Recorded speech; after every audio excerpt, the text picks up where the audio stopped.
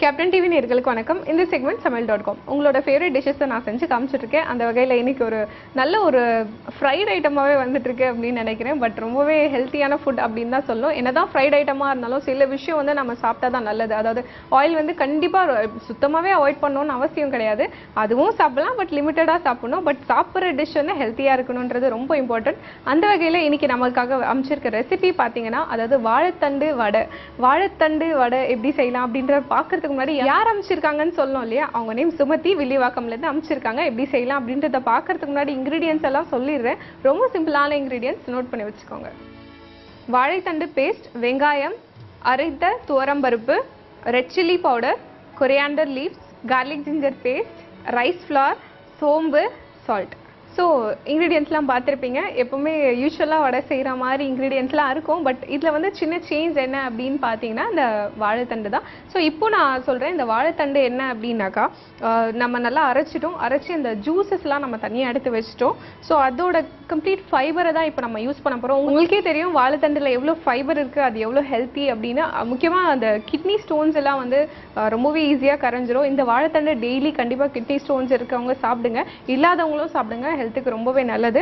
So first நம்ம ஒரு பவுல் எடுத்துக்கலாம். ஆல்ரெடி பார்த்தீங்கன்னா நம்ம இந்த வாழைத்தண்டை நல்லா அரைச்சிட்டு அந்த ஃபைபர், அதாவது அந்த சக்கைன்னு சொல்லுவாங்க இல்லையா, அது மட்டும் நம்ம எடுத்து வச்சுருக்கோம். அந்த ஜூஸ் வந்து நீங்கள் வேஸ்ட் பண்ண தேவையில்லை. கண்டிப்பாக அதை நீங்கள் சூப் வச்சு குடிச்சிடலாம். இல்லை அப்படின்னாக்கா நீங்கள் அதை அப்படியே ஜஸ்ட் ஒரு பெப்பரும் சால்ட் போட்டு நல்லா பாயில் பண்ணி நீங்கள் அதை குடிச்சிட்டீங்க அப்படின்னாக்கா ஹெல்த்துக்கு ரொம்பவே நல்லது. அது இல்லாமல் வெயிட் லாஸ் கூட நல்லாயிருக்கும் அது. தென் இதில் நம்ம இந்த அரைச்சி வச்சுருக்க இந்த துவரம்பருப்பு ஆட் பண்ணிக்கலாம்.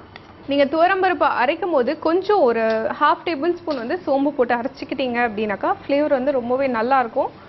நெக்ஸ்ட் இதில் நம்ம கட் பண்ணி வச்சுருக்க ஆனியன்ஸ் ஆட் பண்ணிக்கலாம்.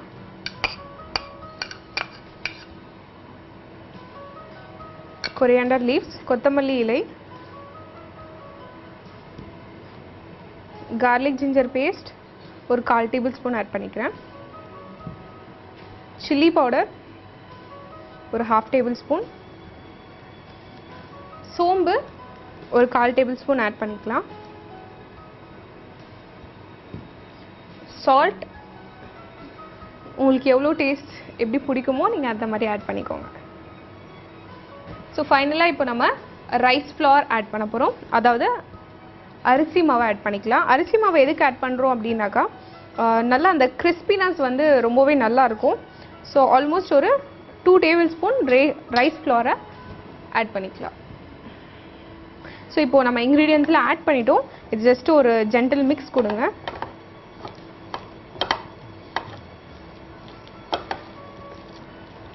இதில் நீங்கள் தேவைப்பட்டால் பச்சை மிளகா கூட ஆட் பண்ணிக்கலாம். சில பேருக்கு அது அந்த பைட்டிங்கில் வரும்போது பிடிக்காது. ஸோ நான் ரெட் சில்லி மட்டும் ஆட் பண்ணியிருக்கேன்.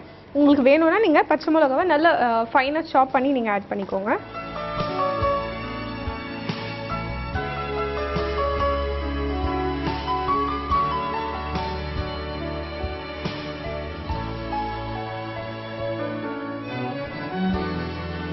ஸோ நம்ம இந்த நல்லா மிக்ஸ் பண்ணிட்டோம்.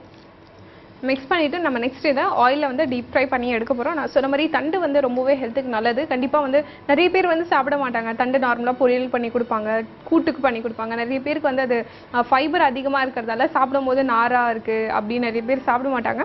கண்டிப்பாக அவங்களுக்கு வந்து இந்த மாதிரி நீங்கள் வடையாக செஞ்சு கொடுங்க. தண்டை நல்லா மிக்சியில் போட்டு அரைச்சிட்டு நீங்கள் எவ்வளோ வேணால் அதை யூஸ் பண்ணிக்கலாம்.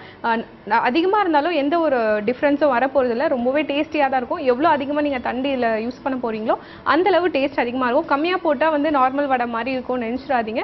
பட் இதில் எவ்வளோ நீங்கள் யூஸ் பண்ணுறீங்களோ, எவ்வளோ உங்களுக்கு டேஸ்டியாக வடை வேணும் அப்படின்னு விரும்புகிறீங்களோ அந்த அளவு அதிகமாக நீங்கள் இந்த தண்டு பேஸ்ட்டை நீங்கள் ஆட் பண்ணிக்கோங்க. கண்டிப்பாக ஆட் பண்ணுறதுக்கு முன்னாடி நான் சொன்ன மாதிரி நல்லா ஃபில்டர் பண்ணிவிட்டு அந்த சாறு மட்டும் எடுத்துகிட்டு நீங்கள் ஆட் பண்ணிக்கோங்க. அந்த சாரை வேஸ்ட் பண்ணாமல் நீங்கள் சூப்பாக வச்சு குடிச்சிக்கோங்க. ரொம்ப ஹெல்த்துக்கு நல்லது. ஸோ நம்ம இந்த மிக்சரை வந்து இப்போ நம்ம வடை மாதிரி தட்டி வச்சுட்டு ஆயிலில் டீப் ஃப்ரை பண்ணி எடுத்துகிட்டு எப்படி வந்திருக்கு அப்படின்றத டிஸ்பிளேல பார்க்கலாம்.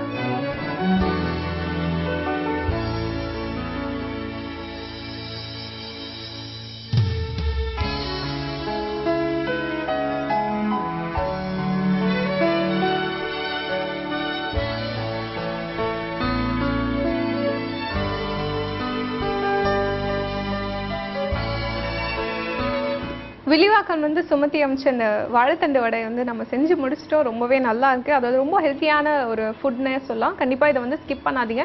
டீப் ஃப்ரை அப்படின்னு அவாய்ட் பண்ணாதீங்க. ஏன்னா இதில் நிறைய ஃபைபர் கண்டென்ட் இருக்குது. ஒரு நாள் சாப்பிட்றதால எதுவும் ஆகிட போகிறதில்ல. உங்களுக்கு கண்டிப்பாக வந்து வாழைத்தண்டு அப்படியே சாப்பிட பிடிக்கல அப்படின்னா இப்படி செஞ்சு சாப்பிடுங்க. ரொம்பவே டேஸ்டியாக இருக்கும். ரொம்ப ஹெல்த்தியான ஃபுட். எப்படி வந்திருக்கு அப்படின்ற ரிவ்யூஸ் வந்து கண்டிப்பாக எனக்கு அனுப்புங்க. அது மட்டும் இல்லாமல் உங்களோட ரெசிபிஸ் நீங்கள் அமிச்சிட்டே இருந்தால் தான் என்னால் செஞ்சு காமிக்க முடியும். அதனால் நான் ஸ்டாப்பாக எனக்கு அமிச்சிட்டே இருங்க. எல்லா ரெசிபிஸும் கண்டிப்பாக இந்த ஷோவில் வரும். மீண்டும் ஒரு நல்ல ரெசிபியோட நாளைக்கு உங்களை வந்து சந்திக்கிறேன். Until then, it's bye from Reshma. வாழைத்தண்டு வடை எப்படி செய்யலாம் அப்படின்ற ரீகேப் பார்க்கலாம். ஃபர்ஸ்ட் ஒரு பவுல் எடுத்துக்கோங்க. அரைச்ச வாழைத்தண்டு பேஸ்ட், அரைச்சு வச்ச துவரம் பருப்பு, வெங்காயம், coriander leaves, garlic ginger paste, chilli powder, சோம்பு, சால்ட், அரிசி மாவு போட்டு நல்லா மிக்ஸ் பண்ணிட்டு அதை வடை மாதிரி தட்டி டீப் ஃப்ரை பண்ணி எடுத்தீங்கன்னா டேஸ்டியான வாழைத்தண்டு வடை ரெடி.